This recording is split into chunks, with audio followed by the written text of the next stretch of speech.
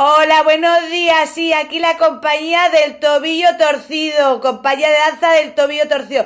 ¿Quién habla?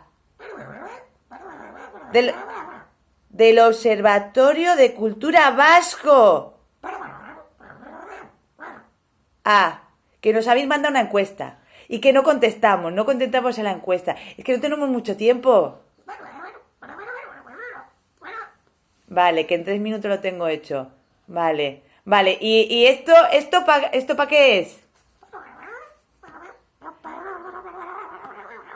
Ah, que es muy importante, que es para gobierno vasco y todas estas cosas, para que el money llegue, ¿no? Pues a nosotros de la compañía del Tobio Torcido nos va que ni al pelo, así que usted no se preocupe, que ahora mismo yo le contesto, chato. Ale, buenos días, ¿eh?